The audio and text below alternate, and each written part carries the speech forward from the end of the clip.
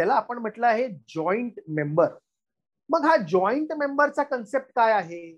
तर joint मेंबरचा concept जो आहे तो आपल्याला फर्स्ट टाइम या आपल्या अमेंडमेंट ऍक्टनी, म्हणजे 2019चा जो अमेंडमेंट ऍक्ट आहे आपला महाराष्ट्र कोऑपरेटिव्ह सोसायटी ऍक्टचा, त्या ऍक्टने आपल्याला प्रदान केलेला आहे. पूर्वी हा जो कन्सेप्ट होता तो काही प्रमाणामध्ये असोसिएट मेंबर मध्ये कव्हर होत होता, पण आता त्याला आपण जॉईंट मेंबरच्या संबोधना देऊन त्याला आपण क्लॅरिफाय केलेला आहे. म्हणजे जॉईंट मेंबर म्हणजे जॉईंट ओनर का? तर अजिबात नाही. जॉईंट ओनरचा कन्सेप्ट जो आहे तो आहे each one owns the whole, all owns the whole. म्हणजे कोणाचाही डेफिनेट शेअर नसतो, ज्याला आपण अँसेस्ट्रल प्रॉपर्टीमध्ये आपण तो कन्सेप्ट बघतो. तो कन्सेप्ट आहे जॉईंट ओनरचा.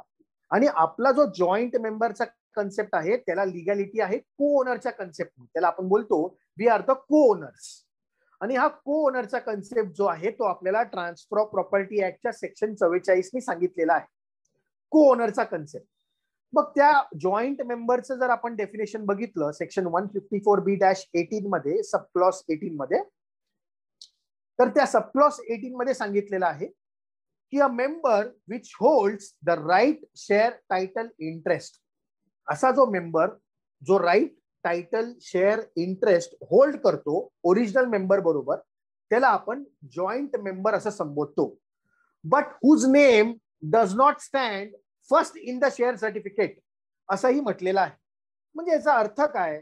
तर अर्थ असा की जर आपल्या टायटल डॉक्युमेंटमध्ये म्हणजे अग्रीमेंट फॉर सेल किंवा सेल डीड मध्ये समजा हस्बंड आणि वाईफ या दोघांचीही नावं आहेत, पहिलं नाव हस्बंडचं आहे, दुसरं नाव वाईफचं आहे, किंवा पहिलं नाव वाईफचं आहे आणि दुसरं नाव हस्बंडचं आहे, मग ज्याचं पहिलं नाव आहे तो आपला ओरिजिनल मेंबर झाला मगाच्या डेफिनेशन प्रमाणे.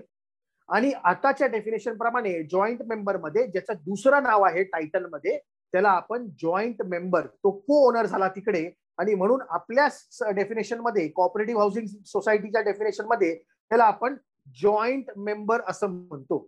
मग जॉईंट मेंबर म्हणजे शेअर सर्टिफिकेट मध्ये दोन नावं असणार.